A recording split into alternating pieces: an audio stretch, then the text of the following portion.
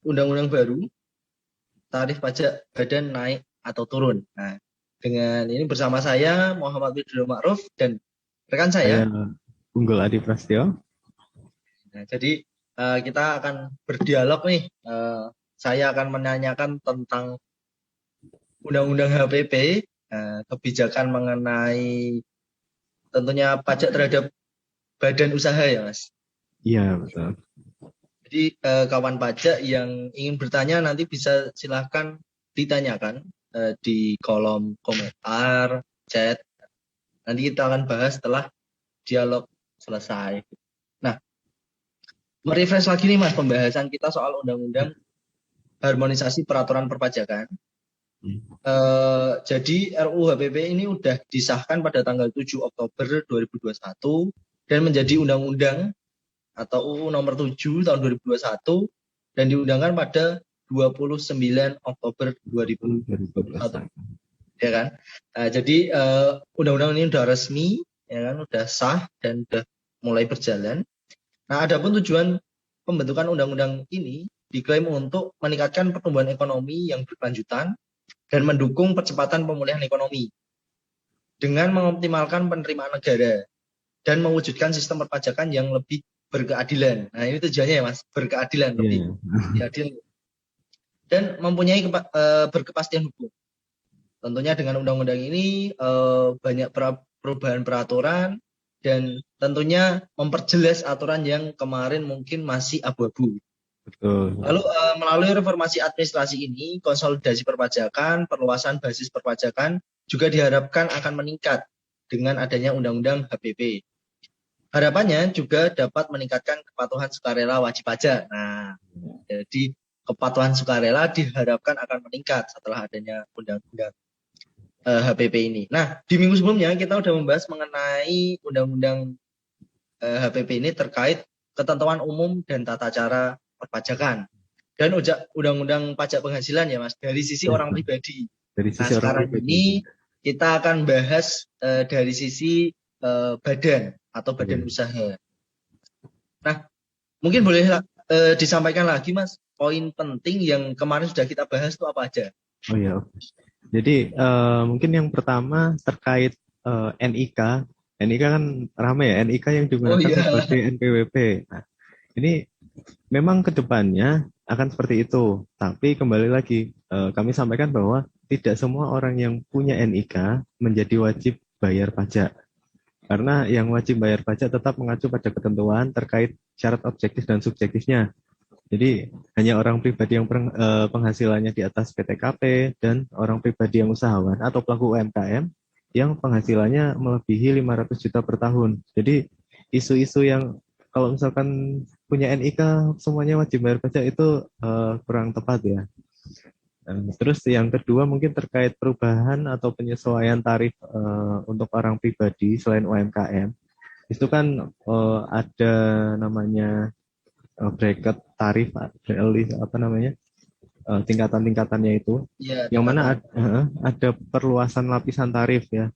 Yang intinya bahwa perubahan lapisan tarif ini tidak menambah beban PPh bagi orang pribadi yang penghasilannya sampai dengan 5 miliar setahun. Jadi di bawah itu masyarakat yang berpenghasilan sampai dengan 4,5 juta per bulannya itu tetap tidak membayar pajak sama sekali. Masih tetap yang penghasilan kena pajaknya di bawah 4,5 juta tetap tidak bayar pajak sama sekali. Dan masyarakat dengan penghasilan di atas 4,5 juta sampai dengan 5 miliar tadi itu mayoritas akan membayar pajak lebih rendah dibanding dengan aturan sebelumnya. Gitu. Intinya di aturan undang-undang HPP ini untuk orang pribadi yang kita bahas kemarin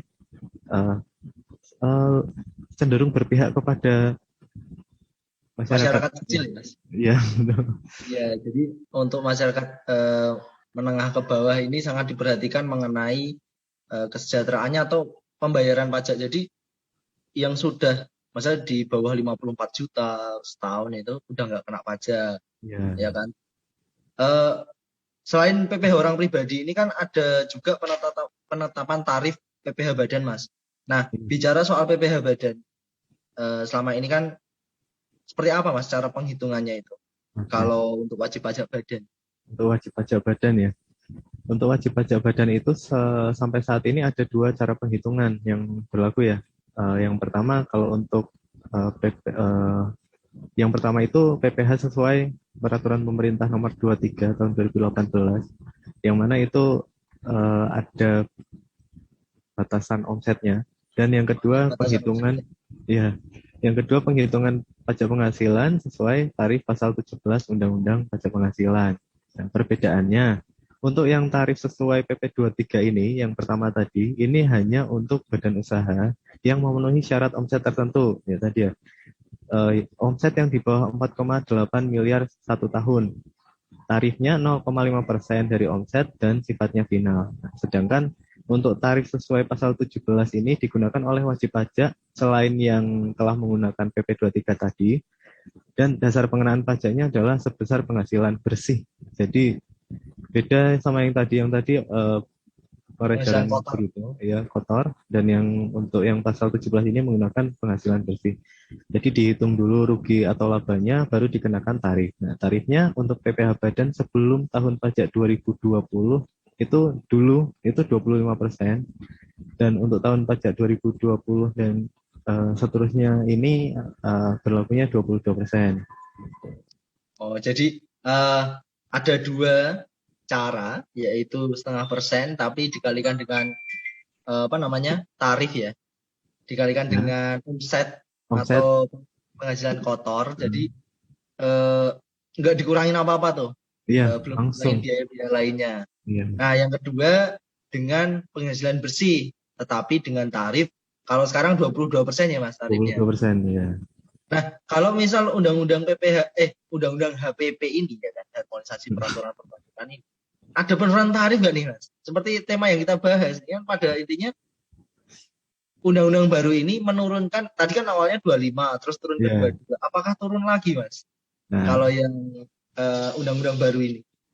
Untuk tarif PPh badan tidak ada kenaikan ataupun tidak ada penurunan ya. Jadi dalam Undang-Undang HPP ini, tarif PPh badan ditetapkan menjadi 22%. Jadi tetap 22%. Berlaku untuk tahun pajak 2022 dan seterusnya, masih tetap 22%. Nah, tapi balik lagi nih Mas, selain yang ke badan ini, kalau untuk yang pajak penghasilan orang pribadi kan ada penyesuaian nih, yang menyebabkan orang pribadi bayar pajak lebih rendah atau lebih sedikit. Lalu kenapa pajak penghasilan badan tidak diturunkan Mas? Kan tadi kan katanya memihak ke yang kecil nih, tapi yang badan itu kan mungkin ada yang kecil juga. Oke. Jadi, kenapa nggak turun juga Mas? Iya, kan kita kembali merujuk pada latar belakang Undang-Undang HPP ini sendiri ya. Latar belakangnya kan untuk menciptakan APBN yang adil dan sehat. Nah, adil ya, tadi adil dan sehat. Adil dan sehat. Nah, jadi diperlukan ketentuan yang dapat mengoptimalkan penerimaan negara dengan tetap menjaga pertumbuhan ekonomi yang berkelanjutan. Nah, tapi kebijakan kebijakan ini yang tetap 22% ini tetap ada hal lain juga. Misalkan ini kebijakan batas tidak kena pajak dan tarif telah dilakukan penyesuaian dalam Undang-Undang HPP ini untuk UMKM. Jadi untuk UMKM kalau di peraturan perpajakan itu kan di bawah 4,8 miliar ya. Iya, di bawah 4,8 disebutnya UMKM lah. Ya, nah itu masih tetap mendapatkan insentif penurunan tarif sebesar 50%. Jadi yang tadinya 22% itu dapat 50%-nya. Jadi seperti 11% ya Mas, jadi kenanya. Dan untuk orang pribadi dengan peredaran bruto tertentu kan tadi sudah diberikan pengecualian pengenaan pajak terhadap peredaran bruto sampai dengan 500 juta. Nah, oleh karena itu sesuai salah satu tujuan Undang-Undang HPP tadi, yang mana tujuannya untuk mengoptimalkan penerimaan negara dengan mempertimbangkan asas keadilan, pemerintah perlu menetapkan tarif PPh badan mulai tahun pajak 2022 ini tetap 22%. Oh gitu. Jadi biar ekonomi itu tetap tumbuh, ya kan?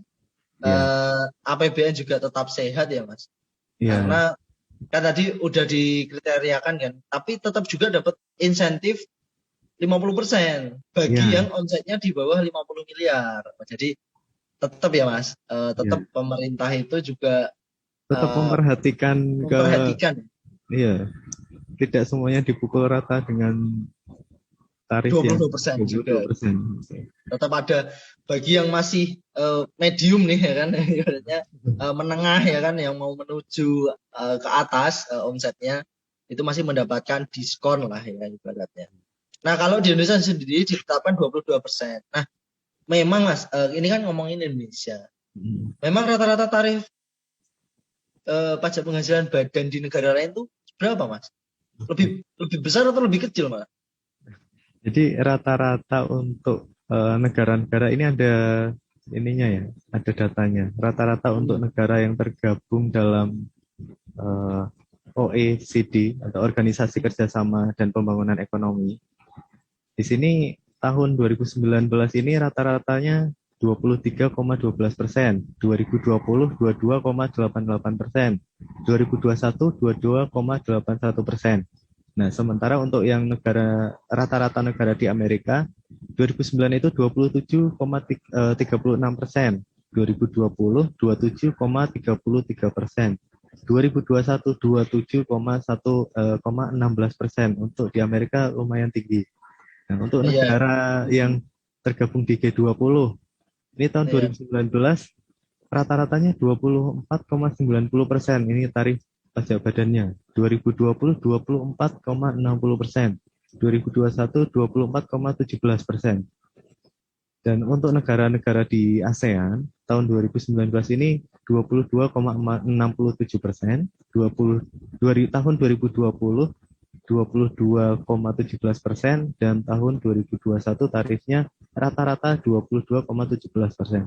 Nah, jadi kesimpulannya untuk tarif PPh badan di Indonesia ini masih lebih rendah dibanding rata-rata tarif di berbagai negara lain ya. Anggotanya ya, anggota Ya, OECD, terus negara-negara, kalau di Amerika tadi negara-negara bagian ya Mas, itu kan negara-negara bagian bagian-bagian bagian mereka Amerika. kan Ya, punya peraturan-peraturan masing-masing. Dan G20 yang tahun depan kita jadi tuan rumah, itu kita juga masih lebih rendah ya. Kalau di G20 itu betul. di 2021 ini tuh 24%. Nah kita 24% masih di bawah rata-rata. rata-rata 22%. Jadi tetap masih bersaing, lebih rendah. Dan apa ya, mungkin dirasa cukup kali ya Mas, orang udah lebih rendah dari rata-rata kok dari negara lain ya.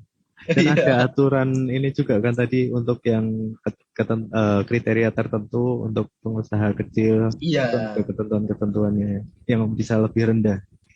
Jadi ibaratnya kalau Bapak Ibu, kawan pajak yang sekalian yang lagi nonton, kalau omsetnya masih di bawah 50 miliar itu tuh nggak kena 22% juga, masih dapat diskon 50%. Jadi cukup adil ya kan.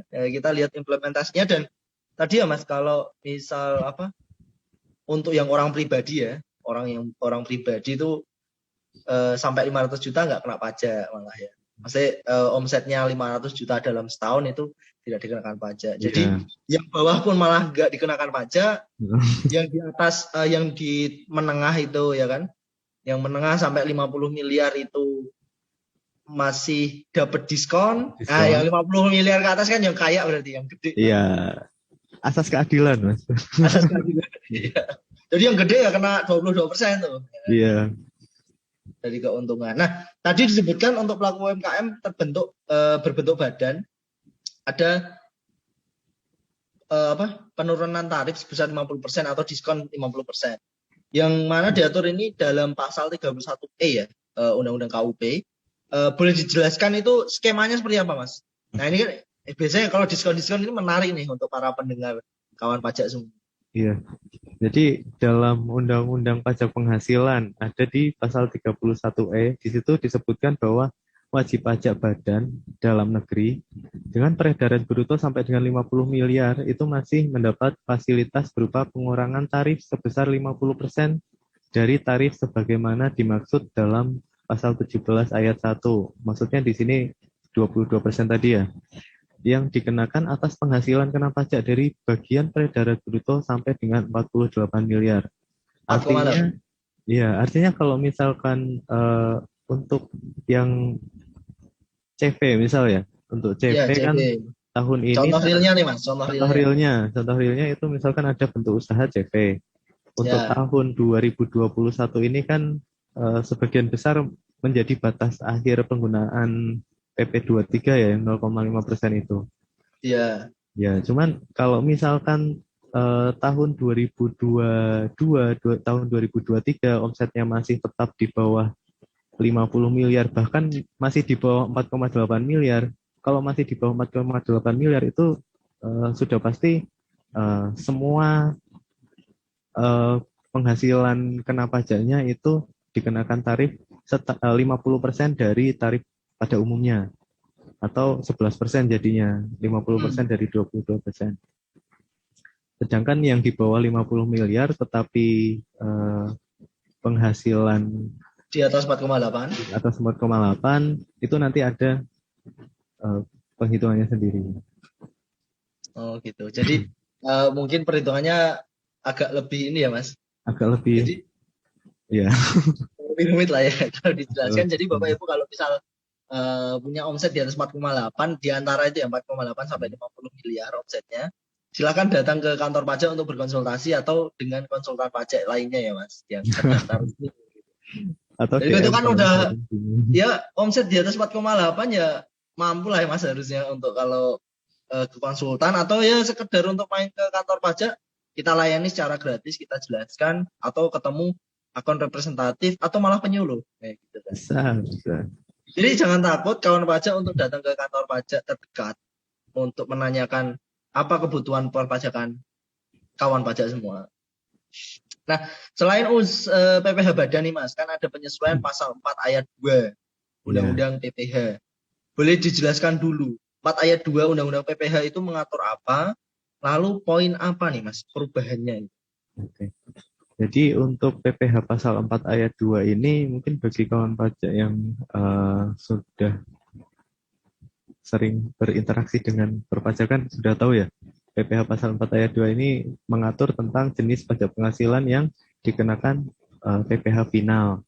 Nah, di sini diantaranya untuk ketentuan yang lamanya ada penghasilan berupa bunga deposito dan jenis-jenis tabungan, bunga dari obligasi dan surat utang negara, dan bunga dari tabungan yang dibayarkan oleh koperasi kepada anggota masing-masing. Terus yang Ya, kedua ada penghasilan berupa hadiah undian. Terus berikutnya ada juga penghasilan dari transaksi saham dan sekuritas lainnya. Ada penghasilan final ini juga dikenakan kepada penghasilan dari transaksi pengalihan harta berupa tanah dan atau bangunan, usaha jasa konstruksi, usaha real estate, dan persewaan tanah dan atau bangunan. Dan juga untuk penghasilan tertentu lain yang diatur atau berdasarkan peraturan pemerintah. Misalnya tadi ya PP nomor 23 itu kan peraturan pemerintah yang mengatur khusus tentang penghasilan final untuk wajib pajak dengan peredaran bruto di bawah 4,8 miliar atau biasa disebutnya UMKM gitu ya. Nah, iya. tambahan di Undang-Undang HPP ini adalah mengatur bahwa penghasilan berupa bunga ini sedikit merubah yang ada menambah yang di bagian awal tadi yang 4 ayat 2 huruf A. Jadi mengatur bahwa penghasilan berupa bunga atau diskonto surat berharga jangka pendek yang diperdagangkan di pasar uang dikenai PPh final sesuai dengan ketentuan pasal 4 ayat 2 huruf A yang diatur lebih lanjut dalam atau berdasarkan peraturan pemerintah. Aturan Oh ya. lebih lanjutnya kita masih sama-sama menunggu ya. Ya. Jadi Berapa? kalau dulu kan yang kena apa pajak itu kan terkait di perdagangan pasar modal yang pakai Betul. saham atau apa sukuk atau yang dijual pemerintah. Sekarang yang di pasar uang pun dikenakan pajak ya. Jadi Ya, biar orang-orang pun ya apa karena mungkin di pasar uang ini transaksinya juga gede ya kan. Jadi pemerintah juga ingin memberikan keadilan antara pasar modal dan pasar uang biar sama nih perlakuannya kena sama-sama kena pajak final gitu loh. iya. Nah, lalu Mas selain itu apakah ada lagi penyesuaian yang kaitannya dengan Undang-Undang PPh ini? selain tadi Mas? Ada juga penyesuaian di eh, ketentuan tentang penyusutan dan amortisasi ya. Jadi memperhatikan perkembangan saat ini, banyak wajib pajak yang memiliki bangunan permanen dan juga harta tak berwujud yang memiliki masa manfaat lebih dari 20 tahun. Misalnya seperti hak konsesi jalan tol misalnya. Nah, oleh karena itu perlu ada penyelarasan masa pembebanan penyusutan bangunan yang mempunyai yang masa manfaatnya lebih dari 20 tahun sesuai dengan masa manfaat yang sebenarnya. Nah, juga penyelarasan masa pembebanan biaya amortisasi ya sesuai dengan masa manfaat sebenarnya. Kalau di aturan yang sebelumnya kan masa manfaat untuk bangunan permanen itu 20 tahun dan masa manfaat kelompok 5 harta tak berwujud itu 20 tahun. Nah, sedangkan untuk di Undang-Undang HPP ini bisa pemerintah memberikan pilihan bagi wajib pajak itu dapat membebankan biaya penyusutan bangunan permanen dan amortisasi hak tak berwujud yang memiliki masa manfaat lebih dari 20 tahun sesuai dengan masa manfaat yang sebenarnya berdasarkan pembukuannya wajib pajak. Nah, tapi ini ketentuan lebih lanjutnya masih menunggu ini diatur lebih lanjut dalam peraturan pemerintah ya. Oh gitu. Ketentuan Jadi pemerintah. apa? Undang-undang ini, undang-undang HPP ini banyak sekali perubahan ya Mas. Ini Banyak kita sekali lagi perubahan. bahas di PPh Badan nih, belum nanti ke PPN, ya kan? Iya, Belum lagi ke cukai, tax karbon ataupun betul. ini masih akan berlanjut di minggu-minggu berikutnya. Betul. Jadi undang-undang ini muncul pun nanti bakal ada aturan-aturan turunan Iya, untuk memperjelas mengenai undang-undang ini dan bagaimana aturan pelaksanaannya. pelaksanaannya ya Mas. Nah, kalau boleh kita ulas lagi nih Mas, kapan mulainya berlaku undang-undang HPP ini? Apakah setelah tanggal 29 Oktober itu semuanya udah berlaku atau bagaimana Mas? Oke. Eh, jadi mengingatkan lagi ya. Jadi untuk perubahan di undang-undang untuk undang-undang HPP ini berlakunya beda-beda. Untuk undang-undang yang kaitannya dengan ketentuan umum dan tata cara perpajakan atau undang-undang KUP itu berlaku mulai tanggal diundangkan. Artinya sejak tanggal 29 Oktober itu sebenarnya sudah diberlakukan. Cuman untuk ketentuan pelaksanaannya nanti seperti apa, ini kita masih sama-sama menunggu petunjuk pelaksanaannya. Nah, terus yang kedua untuk Undang-Undang Pajak Penghasilan, ini berlaku untuk mulai tahun pajak 2022. Jadi masih ada waktu 1 bulan 10 harian lagi lah ya menuju ke undang-undang PPh yang baru. Yang untuk undang-undang PPN masih lebih lama lagi, berlaku mulai 1 April 2022 dan tax karbon atau pajak karbon masih sama mulai berlakunya di 1 April 2022 dan perubahan undang-undang cukai ini berlaku mulai tanggal diundangkan. Oke. Oh, ini nambahin satu lagi nih Mas terkait program penguapan sukarela. Oh iya, betul. Untuk Itu program itu Hah? kapan Mas? Untuk program pengungkapan sukarela atau PPS ini PPS ini jangan disamakan dengan teks amnesti ya. Bukan teks amnesti jilid 2 ini ada perbedaannya. Jadi berlakunya ini mulai dari Januari 2022 sampai bulan Juni ya 2022. Oh ya, jadi 6 bulan ya Mas, berlakunya 6 bulan. 6 bulan ya, di awal tahun Dan 2022. kenapa bukan tax amnesty ya? Karena tarifnya emang tinggi ya Mas. Ini bagi yang belum lapor-lapor. Tapi kalau misal nggak ikut PPS juga malah sayang ya kalau sanksinya Sayang. juga sangat tinggi ya, hampir 100%, 200%, 300% ya. Sanksi tax amnesty pun masih berjalan ya, kalau Iya, misal betul. tidak Kalau diungkapkan di ada PPS PPS ini. ini, kalau misalkan masih ada yang mungkin lupa atau ada yang tertinggal yang perlu diungkapkan, ya saatnya diungkapkan sih. Daripada ya tadi sanksinya Undang-Undang Teks Amnesti dulu kan lumayan 200%. Iya. Ya, jadi gitu kawan pajak, nanti mungkin kita akan bahas lebih dalam lagi mengenai program pengungkapan sukarela ini dan akan terus kita siarkan ya. Jadi kawan pajak ini biar apa bagi yang mendengarkan ini, oh ternyata ya mending dilaporkan daripada enggak, karena memang kalau enggak semakin disembunyikan data itu kan masuk kan untuk ke kantor pajak atau ke instansi dinas apa Direktorat Jenderal Pajak kan makin banyak ya mas informasi mengenai data-data kependudukan. Apalagi Iya. nanti kalau jadi ini kan sekarang NIK udah jadi NPWP ini, tinggal nunggu aturan turunan. Wah, ini data-data akan lebih banyak masuk lagi. Iya. Oke, gitu kawan pajak mengenai pembahasan terkait Undang-Undang HPP yang di lini apa ya Undang-Undang PPH untuk badan. Nah, jika ada kawan pajak ada pertanyaan silahkan ditanyakan. Nanti kita akan coba bahas di sini. Jadi setiap penanya tetap bakalan ada hadiah yang akan kita kirimkan nanti ke rumah kawan pajak semua. Udah ada pertanyaan belum sih? Belum ada ya? Di chat sudah ada pertanyaan. Udah ada pertanyaan. Nah, di chat mana? Boleh admin untuk ngechat di ini Zoom Oke, atau di ini saya sambil baca juga. Jadi ini ada pertanyaan dari Bapak Agung underscore Swidiyarti. Pak, izin bertanya, untuk penyusutan lebih dari 20 tahun, apakah berlaku untuk nilai buku aset sisa dari tahun pajak sebelumnya, atau gimana ya, Pak? Nah, berarti yang udah berjalan ini apakah bisa dirubah gitu ya Mas Dedi? Ya, mungkin pertanyaan seperti itu ya. Oke. Pak izin bertanya, untuk penyusutan lebih dari 20 tahun, apakah berlaku untuk nilai buku aset sisa? Berarti kayak gini ya Mas? Apa?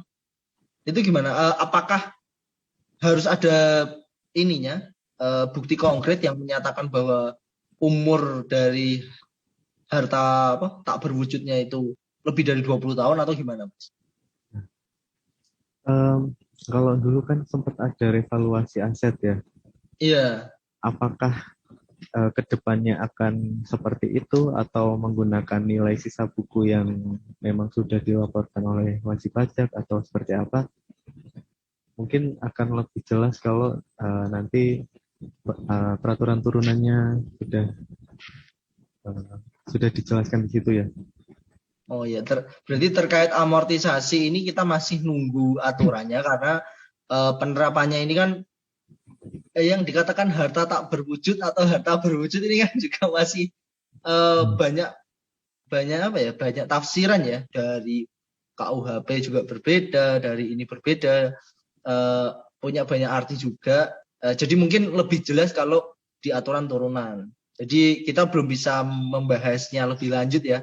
Iya. Dan pertanyaan spesifik biasanya itu akan dituangkan di peraturan pemerintah atau PMK. peraturan Menteri Keuangan ya, Mas? Ya. Soalnya kan ini juga ada perubahan masa manfaat yang misalkan yang sebelumnya 20 tahun menjadi berapa puluh tahun itu untuk perubahan-perubahannya seperti apa, uh, di pelaporannya nanti seperti apa, itu memang teknisnya perlu aturan turunannya. Oke, lanjut Mas ke pertanyaan berikutnya dari Bu Atik Cantika. Nah, ini apakah ada perubahan Mas terkait pasal 4 ayat 2 di jasa konstruksi?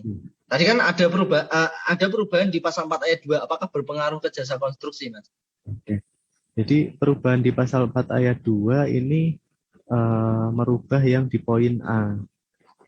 Sementara untuk jasa konstruksi itu ada di poin yang lain, poin D kalau tidak salah ya.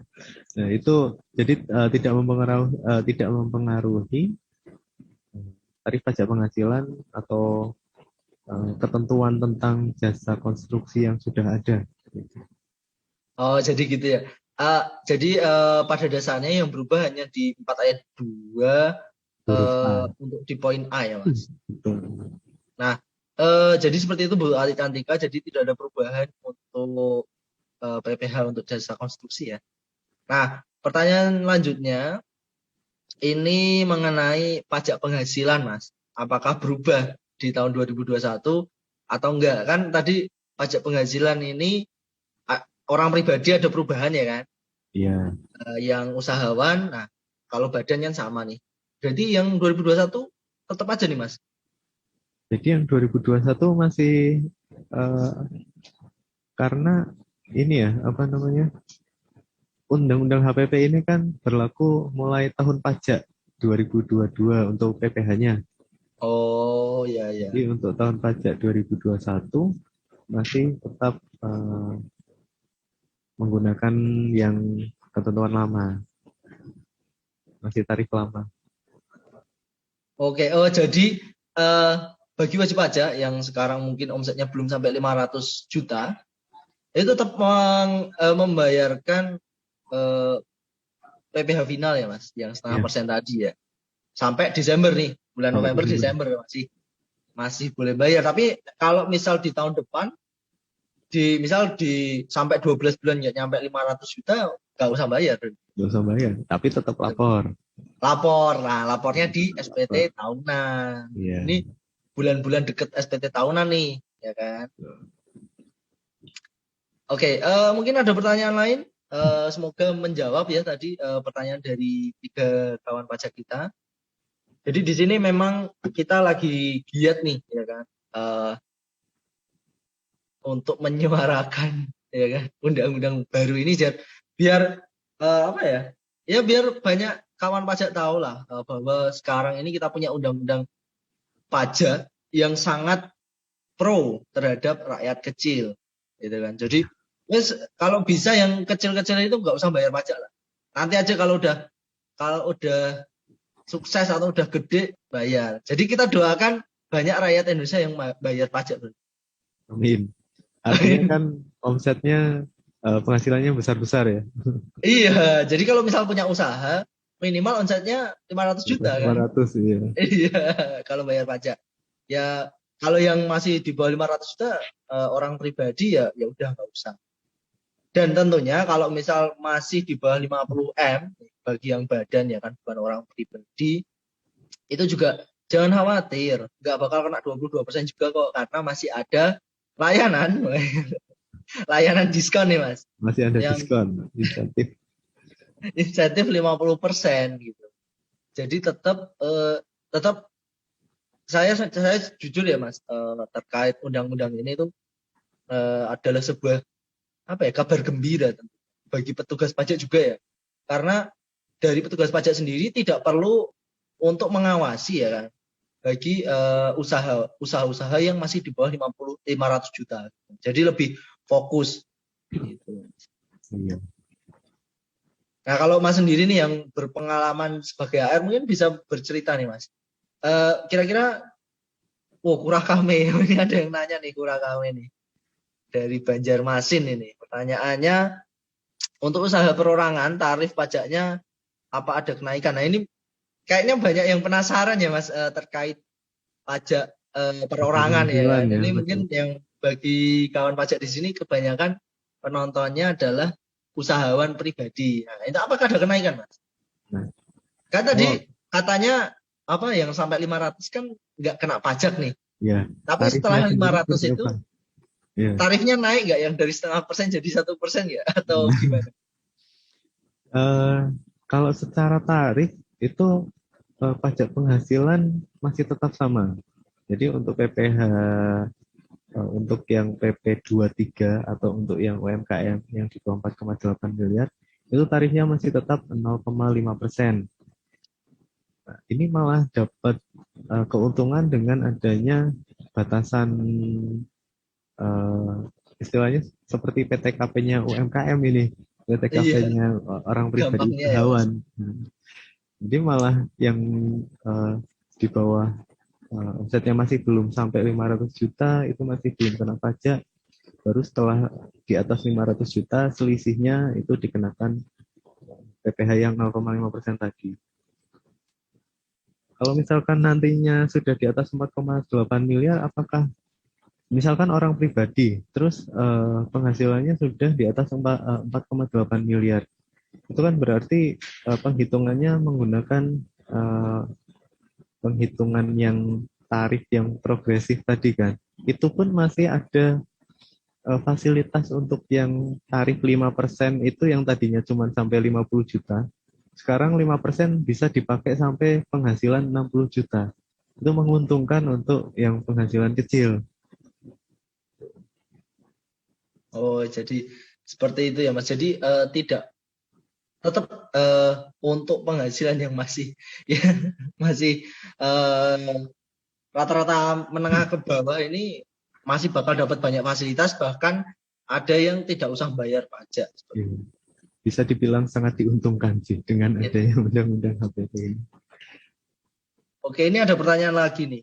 Usahawan penghasilan di bawah 500 juta. Kalau ini pertanyaan nggak tahu ya, pertanyaan atau bantu jawab nih Mas. Kalau di bawah 500 juta itu apa namanya? Tidak wajib bayar tapi wajib lapornya realisasi atau gimana Mas? Kan kalau sekarang ini kan ada ya balik lagi nih Mas. 0,5% ini kan juga tetap dapat insentif kan Mas tahun ini sebenarnya. Iya, tahun ini bahkan dia nggak bayar juga ya sih? Selama sejak adanya pandemi itu kan pemerintah memang benar-benar sangat mempedulikan, sangat memperhatikan seperti apa para pelaku UMKM-nya. Jadi mulai dari awal pandemi sudah ada diluncurkan PMK yang mengatur tentang insentif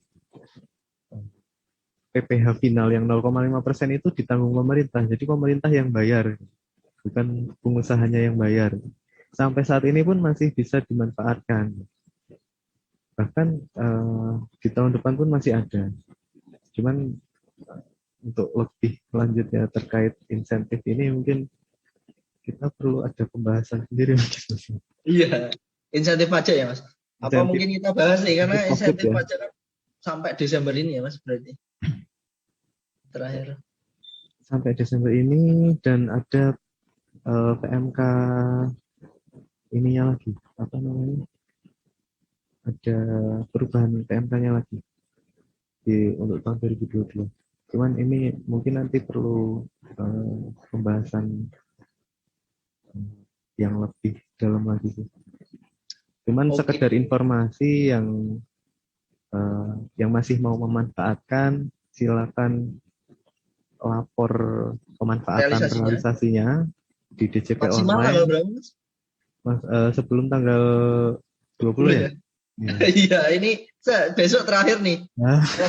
Besok terakhir nih ya kan? Besok terakhir. Kalau misalkan ini mumpung masih ada waktu hari ini, malam ini sama besok, coba dibuka-buka DJP online, buka KSWP, menu KSWP.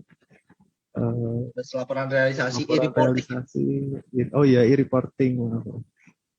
Coba cek-cek di YouTube. Jangan lupa cetak billingnya. Tetap buat billing. Iya, tetap buat billing ya. Untuk dimasukkan di Excel-nya, untuk dilaporkan di reporting. Oke. Cukup senang nih, banyak pertanyaan juga dari kawan pajak semua, dan terima kasih atas antusiasmenya malam hari ini. Kita akan selalu membahas di minggu-minggu berikutnya mengenai undang-undang terbaru ini.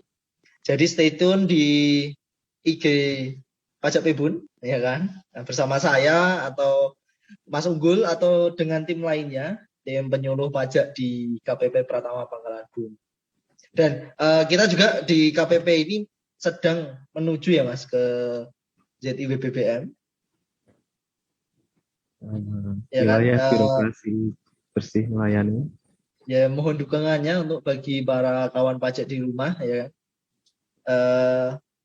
Ada closing statement Mas? Mungkin closing statement ya mungkin karena sebenarnya undang-undang HPP ini lebih dahulu viral, mungkin ada beberapa yang dengar isu-isu tapi isunya ternyata kurang kurang pas ya, lebih ke arah kurang bagus sih. Kan ada yang bilang semuanya semua yang punya NIK bayar pajak, tarif pajaknya ini itu PP apa namanya eh, sembako kena pajak, inilah itu kena pajak. Nah, sebelum mempercayai itu semua, mungkin bisa kita baca-baca lagi aturan yang sebenarnya atau bisa diikuti acara-acara seperti ini. Oh iya, betul.